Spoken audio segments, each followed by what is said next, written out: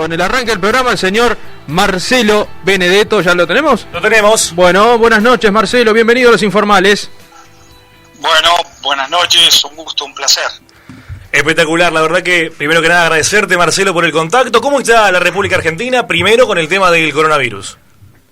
Bien, la verdad que tratando de sobrellevar estos momentos largos, pero primero hay un ejercicio de la responsabilidad, del cuidado, de no subestimar, aunque haya pasado mucho tiempo. Viene la etapa más dura porque es la etapa que uno quiere salir, que empieza a perder la paciencia, que empieza a potenciar un poco más lo negativo que lo positivo. Pero ahí es donde tiene que aparecer un poco más de fortaleza, de equilibrio emocional para poder salir adelante. Exactamente, y el tema del trabajo, el tema de, bueno, por lo menos la función periodística, en los últimos días se ha visto bastante cambiada, ¿no? Y en una nueva etapa, en lo cual ahora, por ejemplo, trabajar desde la casa. ¿Cómo se ha llevado tu labor periodístico a este tema en época de pandemia? En principio, la radio, que es un programa que tengo al mediodía, lo he virado un poco hacia el servicio esencial de comunicación, que por eso tenemos el permiso para circular, de manera tal que hablamos con médicos. Es un momento para escuchar a los profesionales, no es un momento me parece, tampoco uno es el dueño de la verdad, pero para tener mucha prudencia, para escuchar a quienes son los profesionales y que de alguna manera nos dicten o nos den algunos consejos cómo manejarnos. Desde ese lugar un poco fui dejando de lado la parte deportiva o futbolística, si bien es cierto que lo hablo con los jugadores, técnicos y dirigentes para ver cuándo va a volver el fútbol, cómo viven la cuarentena, pero la radio la hago así, después haciendo la tele desde casa, grabando el programa 1 hora o saliendo en vivo, como corresponde, con todos los chicos. Marcelo, acá Gonzalo, buenas noches. 2 preguntas. La primera tiene que ver con el funcionamiento del fútbol argentino, ahora con este parate y con lo que tiene que ver en sí con la Superliga. ¿Cómo va a afectar esto económicamente, sobre todo a los clubes más pequeños de la Argentina, que se suponía que con el funcionamiento de la Superliga tenían un mayor ingreso y una rentabilidad bastante más adecuada que los años anteriores? Lo segundo, ¿cómo se pueden generar contenidos ahora para los programas deportivos? A nosotros nos pasa que tenemos este programa semanal en televisión de fútbol, pero realmente por momentos, más allá de recurrir al archivo y la creatividad, se hace difícil sobrellevar también el trabajo. Sí, siguiendo la última pregunta, te digo que se torna dificultoso, está mucho la creatividad de los productores. Nosotros básicamente estamos hablando de terminar hablando de vincular el mejor equipo de River, el mejor equipo de Boca, los mejores números 10 de la historia. Vamos buscando foco, el mejor arquero de River, de Boca, de todo el resto de los equipos. No es fácil, porque al no haber fútbol se pierde la coyuntura del día a día. Eso por un lado. Y por el otro lado, con respecto a la economía, obviamente nadie puede soslayar lo que estamos viviendo con la cuarentena, de manera tal también que uno tiene que hablar invariablemente de esta historia, y los poderes y los dirigentes saben de esta actualidad, el mundo lo sabe, la economía real lastima a todos, a uno un poco más, a otros un poco menos, pero yo creo que hoy desde la prudencia y saliendo entre todos, buscando creatividad también, así como tenemos que nosotros buscar creatividad para el programa, tratar de generar nuevos ingresos. No va a ser fácil porque todo lo que rodea la periferia, sea el fútbol o de cualquier economía particular, hoy está severamente lastimada. Exactamente, y para hablar un poco también de eso, para hablar de fútbol y para tener tu opinión, ¿cómo nos ven en Argentina y cómo nos ves vos por lo menos a la Liga Uruguaya, el fútbol nuestro? Como siempre, generando nuevos valores, con la historia de una generación de jugadores que vienen y que le terminan dando un valor de experiencia a los más jóvenes. Hoy lo hablaba con un jugador importante del fútbol argentino que le decía, mirá cuando regreses de Europa y termines siendo un espejo para los que están acá y que están arrancando su carrera. Y después están los que están arrancando su carrera con toda la fuerza y que terminan siendo un trampolín para el exterior. Quizás teniendo en cuenta la necesidad económica que vivimos en el continente, hace que la brecha del medio no pueda conservarse. Entonces, ¿qué es lo que termina pasando? Que los jugadores cuando explotan en otro nivel. Es decir, que viene el jugador que ya desde la experiencia te da un plus en la liga local, y aquel que es muy joven y que todavía tiene mucho por dar, que empieza a desandar su camino. Nos falta la del medio, que nunca me parece lo vamos a tener, por lo menos en este corto tiempo, producto de la desventaja económica con respecto a Europa fundamentalmente. Exactamente. Marcelo, hablando de Europa y hablando del impacto y todo lo que tiene que ver con lo que rodea a lo económico también y lo extradeportivo, se ha instalado en el centro de la polémica la posibilidad de que Edinson Cavani juegue en Boca a partir del mes de junio. Hace unos días hablamos con el colega Emiliano Pinzoni y nos decía que para él es imposible que Cavani juegue en Sudamérica, que se ponga la camiseta de algún club sudamericano, a menos que lo haga gratis o parecido, como han existido algunos casos en años anteriores. Pero ¿cómo repercute la posibilidad de que Cavani llegue al fútbol argentino, que juegue en Boca? Ya de por sí la discusión que se da. Lo primero que me preocupa es que Emiliano Pinzón haya dicho de la manera que haya salido al aire. Ya eso es lo más preocupante de todo. No, por favor. Eso es grave ya, eso es grave. Pero no, broma al margen de un gran compañero de laburo. Todo esto tiene que ver con la vocación de cada uno. De Rossi hubiera sido imposible que viniera a jugar al fútbol argentino, y vino. Uh-huh. Cuando viene un jugador de la liga a jugar a Uruguay y termina su carrera, no viene por dinero. Viene solamente porque tiene ganas de estar cerca de sus afectos. La carrera, desde el punto de vista económico, terminó ya para ellos. Si vienen a Sudamérica es por decisión propia. A Cavani no hay una sola persona, yendo específicamente a la pregunta, que haya dicho algo negativo en contra de él. Desde Palermo, pasando por el Manteca Martínez, todos cuando son consultados acerca de la posibilidad de Cavani, hasta el mismo Forlán, está en la otra vereda, si se me permite el término, porque dirige a otro equipo, sí. Ha abierto la posibilidad. ¿Esto qué quiere decir? Que si Cavani, que esto no lo sabemos, toma la decisión de venir porque él entiende que su carrera en Europa se terminó desde el punto de vista competitivo, él tiene todo abierto para venir acá. O sea, depende de él para venir acá. No es una cuestión económica. Después todo lo demás se arregla, porque De Rossi, con toda su historia, hubiera sido imposible. Digo De Rossi porque es el que más me viene a mano. Uh-huh. Pero pasa con cualquier jugador de mucha importancia. Cuando viene a Sudamérica es porque él sabe que viene a estar cerca de sus afectos y a terminar y a cumplir un sueño. El sueño tiene que ver con Boca, por ejemplo. Totalmente.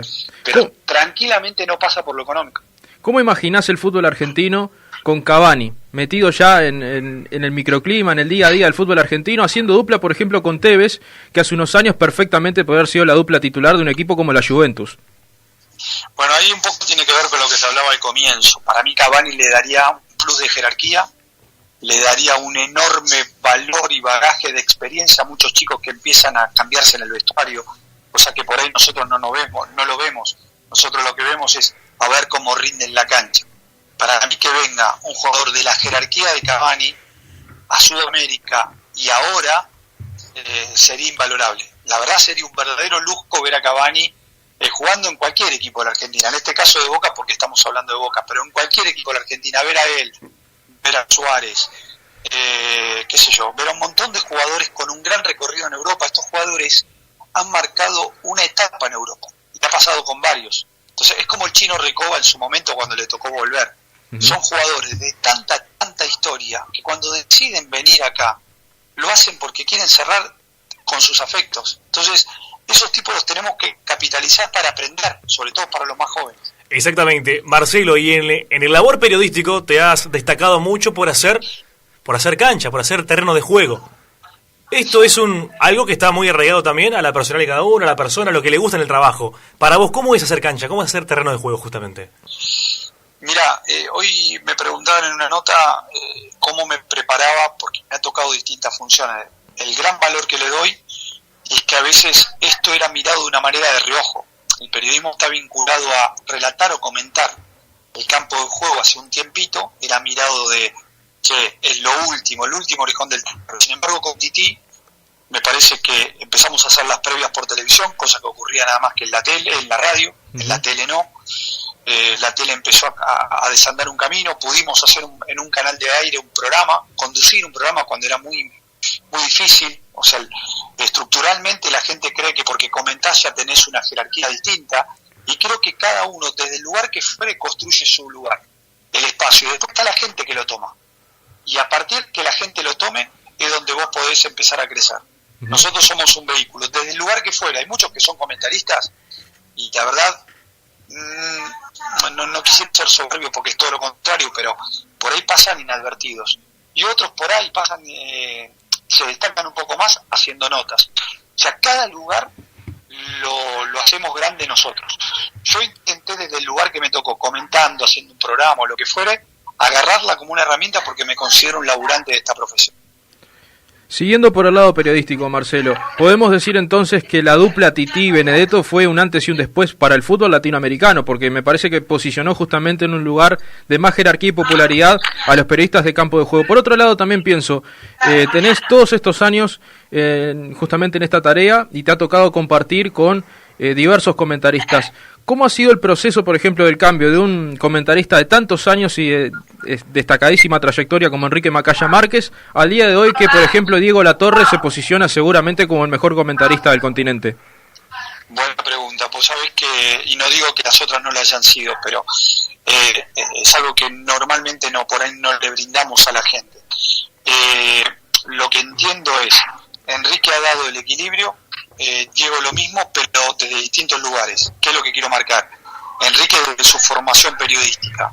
Diego hoy recorre un camino en el cual se ha preparado, que este es el valor que le doy, después de haber estado dentro de una cancha.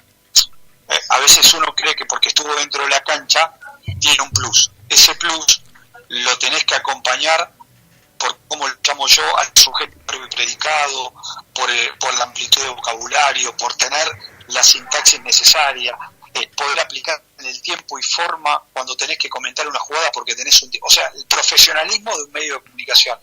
Diego se lo incorporó. Hay más de uno que por ahí quiere hacer lo mismo y no le sale, porque no está preparado, porque no es fácil, porque tenés que tener velocidad, porque tenés que decir determinadas cosas, que es lo que pensás en la cancha, pero en pocos segundos. Esto es como cuando tenemos que hacer una nota nosotros. Es decir, se dan las dos partes, pero los dos son muy generosos a la hora de poder hablar en cuanto al compañerismo. Exactamente, y bueno, decía recién, ¿no? Compañerismo, todo el tema de lo que viene a ser justamente el labor periodístico desde el lado de lo que decíamos recién, de lo más humano y también de lo profesional. ¿Cómo es el grupo que tienen formado en la radio, en Fox por Radio y en 90 Minutos, que se ve desde afuera, para el que lo mira desde lejos, que además de ser colegas, trabajadores, también son, en algunos, imagino, amigos? Vos sabés que a mí siempre, históricamente, creo que otra de las cosas que pasan en los medios de comunicación y que debe pasar a ustedes, uno plantea tal persona de tal manera. Es decir, en el tiempo vos podés decir, yo te puedo contar a vos que soy de determinada manera, pero el tiempo va a avalar si lo que yo digo tiene un correlato con la realidad. Es decir, que lo que ves del programa, si bien es cierto para nosotros es la realidad, es lo que se transmite y es lo que pasa. Yo no me permitiría trabajar si estoy incómodo en un laburo. Yo le doy mucho valor a lo humano, a la educación, el por favor, el gracias en el tiempo. Por ahí en algunos casos me debo haber equivocado, pero el tiempo es el que le da valor a esto que te estoy diciendo. Y acá, en el tiempo, siempre logré, gracias a Dios, y me siento un elegido en este caso, de poder haber tenido buenos grupos de trabajo. Es que si no es incómodo, porque yo a veces me hacen bromas y que me pongo en el papel de víctima, como dice cualquiera de los chicos, lo hago porque sé que no hay mala leche detrás. Si hubiera mala leche detrás, yo probablemente no actuaría de la manera que actúo. Es decir, yo tengo que estar cómodo y sentir que no hay una posibilidad mínima de menoscabarme como persona. Si existiera eso, automáticamente yo no soy la misma persona que estoy siendo al aire. Y entonces ese clima es el que permite que ustedes ratifiquen lo que nosotros sentimos como persona dentro del grupo. Exactamente, muchachos. Bueno, Marcelo Benedetto, la verdad, un lujo el que hemos tenido de hablar contigo.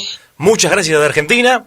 Y antes de terminar, una duda que tengo en el tema, de cuándo se planea justamente en Argentina que pueda volver a la normalidad el fútbol. Porque en Uruguay hemos visto que es prácticamente muy difícil que se juegue prácticamente todo el año. No sé cómo está en Argentina.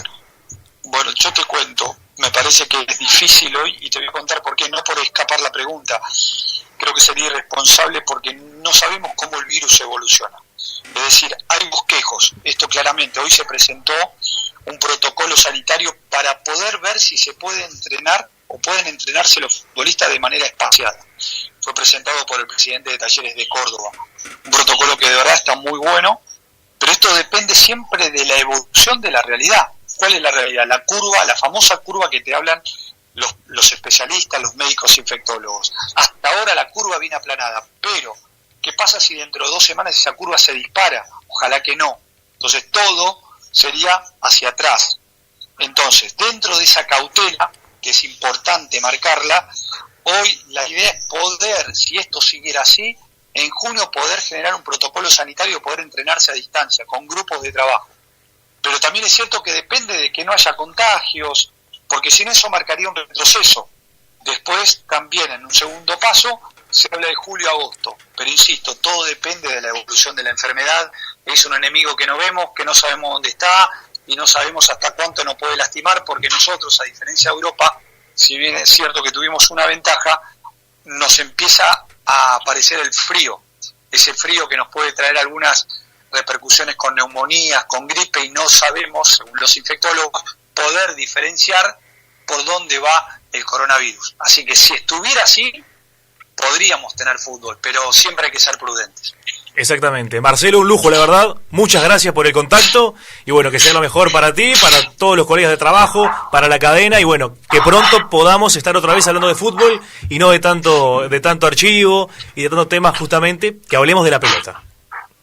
Primero, felicitaciones. Gracias por la buena onda, por la educación que uno se ha formado. Bueno, yo le toqué el timbre a Víctor Hugo para arrancar, que tiene que ver con las raíces uruguayas y una formación. Cuando hablo de formación, tiene que ver con eso. Siempre nos decías que había que tener un libro a mano y que cuando uno viajaba era una apertura de cabeza.